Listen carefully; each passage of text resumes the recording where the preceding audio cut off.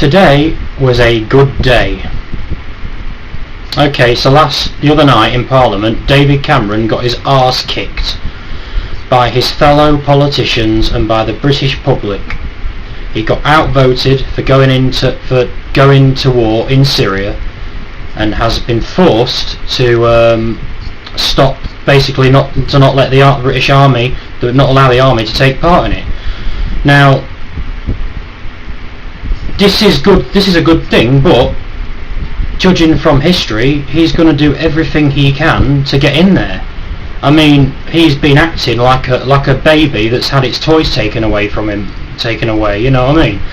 And I mean, he's like, you know, British people and the Parliament have outvoted it, so I've got to stand by it. But we need robust action now, or whatever that means. Robust action against something that he's still alleging. I mean, there's no solid evidence apart from Obama saying, oh yes, it was them, you know, we must go in, you know, you can trust me because I'm so trustworthy. I don't believe in lied about, you know, he's lied about everything basically. Same as David Cameron, you know, when he was campaigning to be elected, he promised no VAT rise, and you know, just so many lies. And even Obama's admitted that all these lies are basically what he said that is what they say to get elected. You know, it's bullshit. Anywho, I'm going to make a prediction, right? Based on, this is just my opinion, you know, it's just a John Directory. I've got no evidence to say that it's going to happen, or this is just my own personal opinion as a free man. Okay.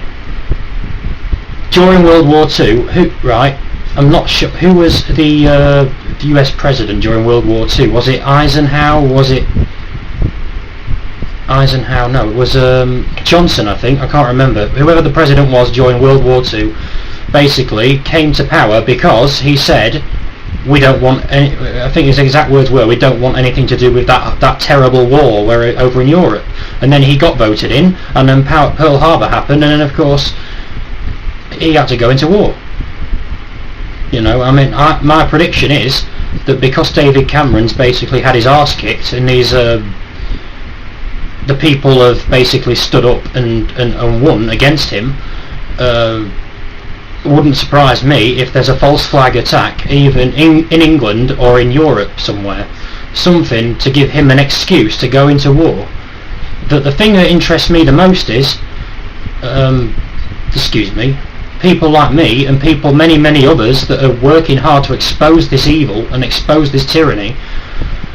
Their job's starting to become easier because these people are starting to expose themselves. I mean, he's been voted against it. There's no evidence to suggest that it was the Syrian government who made these chemical attacks, yet they're hell-bent on going into war.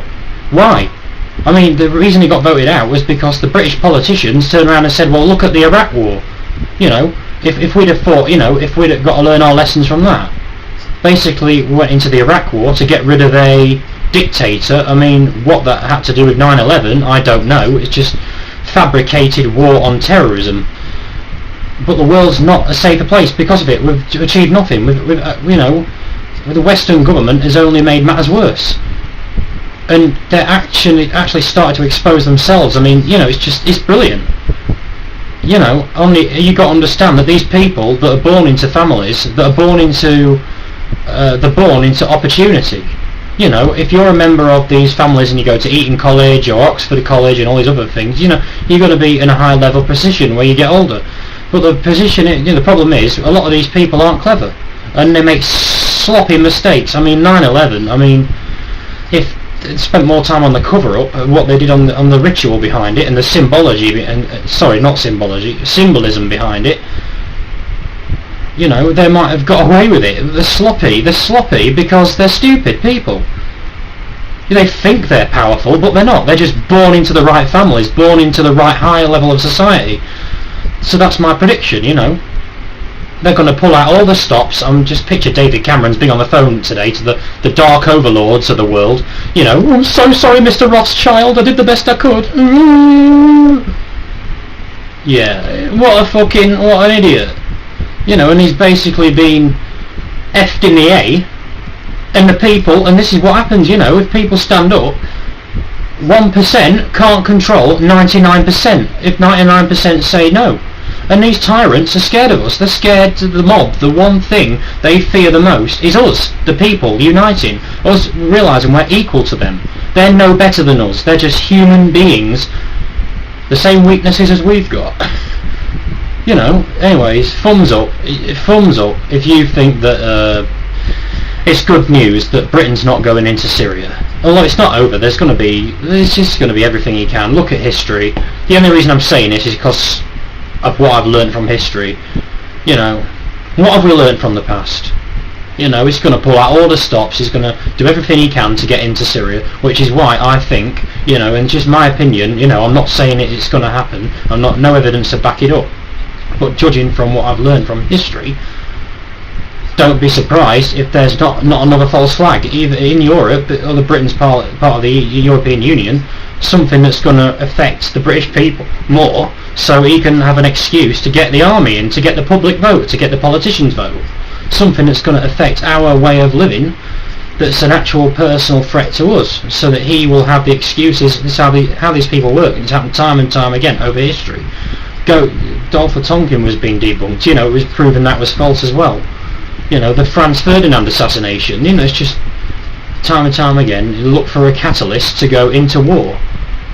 But this Syria thing, you know, what happened is absolutely dreadful. You know, I've seen the videos and the images, and it's absolutely heartbreaking to see these people just suffering like that. But there's no evidence, no solid evidence, other than Obama saying that, well, it was them.